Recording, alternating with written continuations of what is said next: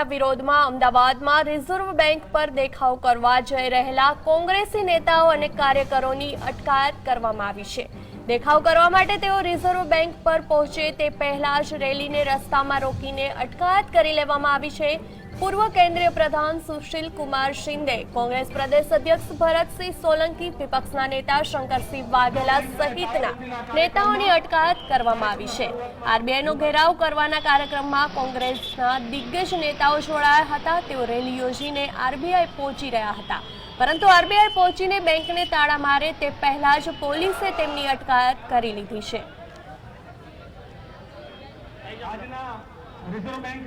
તો આજ અંગે વધુ માહિતી માટે જોડાયા છે સંવાદદાતા કિશન,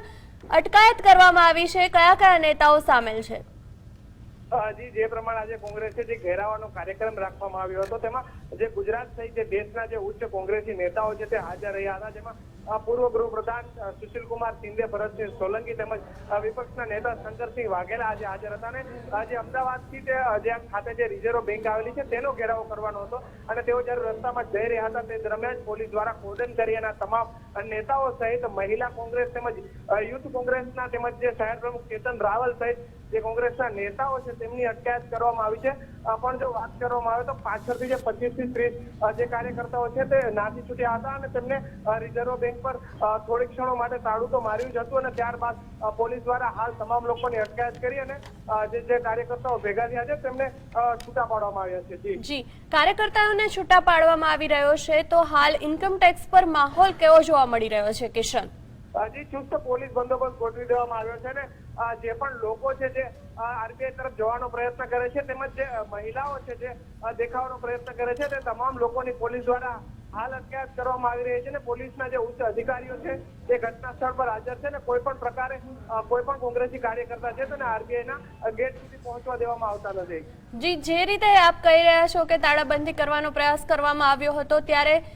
કોઈ ધક્કામુક્કીના કે મારામારીના કે કોઈ પોલીસ દ્વારા બળજબરી કરવામાં આવી એવા કોઈ દ્રશ્યો સર્જાયા છે ખરા? પોલીસ દ્વારા માત્ર ને માત્ર જે લોકો છે તેમને જે આરબીઆઈ સુધી ન પહોંચે તે માટેની તમામ તૈયારી કરવામાં આવી છે ને પોલીસ દ્વારા બળજબરીપૂર્વક લોકોની અટકાયત તો કરવામાં આવી છે, પણ જો વાત કરવામાં આવે તો પૂરતો પોલીસ સ્ટાફ હોવાથી પોલીસ દ્વારા પોતાની પદ્ધતિસર લોકોની અટકાયત કરી અને હાલ પોલીસ સ્ટેશન લઈ જવામાં આવ્યા છે। જી, અટકાયત કરવામાં આવી છે અગ્રણી નેતાઓની, ભરતસિંહ સોલંકી હોય, શંકરસિંહ વાઘેલા હોય કે સુશીલ કુમાર શિંદે હોય, ત્યારે તેમની પાસેથી કોઈ પ્રતિક્રિયા જાણવા મળી છે જે પોલીસ દ્વારા પગલું લેવાયું તેને લઈને? જી, જયારે તેઓ તમારા ભાષણમાં જણાવ્યું હતું કે જે વિરોધ પક્ષ છે તેનું કામ છે કે જયારે સરકાર પોતાની ઊંઘમાં સૂતી હોય અને જયારે આવી સરકાર છે પોતાનો નિર્ણયો કોઈ પણ લોકોના હિત વગર લેતી હોય ત્યારે વિરોધ પક્ષનું કામ છે કે દેખાવો કરી અને સરકારની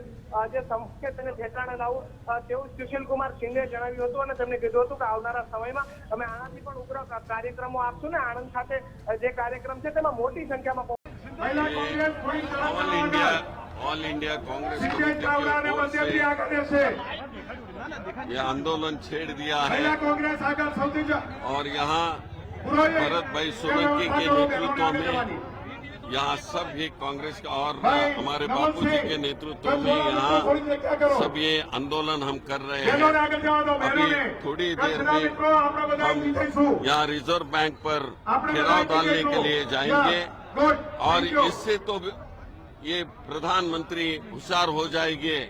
और अपने इस देश में जो गरीब लोगों को, किसानों को जो तकलीफ हो रही है वो चले जाएगी, इस तरह का ये सोचेंगे। सलमान खान को जोधपुर कोर्ट से रिहा कर दिया, सलमान खान को जोधपुर कोर्ट से रिहा कर दिया। तो पूर्व गृह प्रधान सुशील कुमार शिंदे जी आज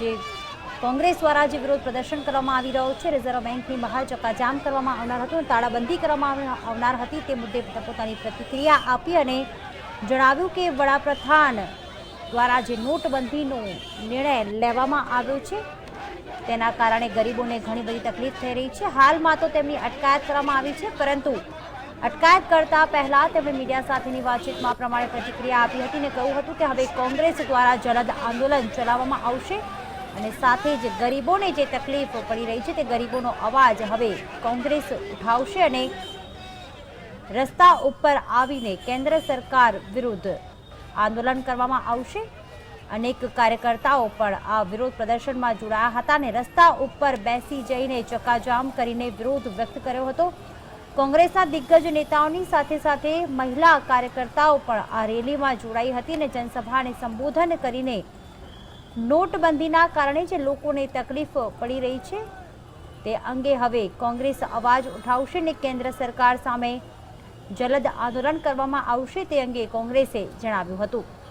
તો આ દેખાવો થાય અને રિઝર્વ બેંકમાં તાળાબંધી કરવામાં આવે તે પહેલા જ કોંગ્રેસના દિગ્ગજ નેતાઓની પોલીસ દ્વારા અટકાયત પણ કરવામાં આવી. કોંગ્રેસ દ્વારા પહેલાથી જ જે આયોજન કરવામાં આવ્યું હતું કે રિઝર્વ બેંકમાં તાળાબંધી કરવામાં આવશે તો તેના કારણે પોલીસના ઉચ્ચ અધિકારીઓ રિઝર્વ બેંક ખાતે ધસી આવ્યા હતા અને ત્યાં ચુસ્ત પોલીસ બંદોબસ્ત ગોઠવી દેવામાં આવ્યો હતો અને કોંગ્રેસના નેતાઓ રિઝર્વ બેંક તરફ આગળ વધે તે પહેલા જ રેલીને અટકાવવામાં આવી અને ત્યારબાદ હાલમાં કોંગ્રેસના કાર્યકરોની અટકાયત પણ કરવામાં આવી છે.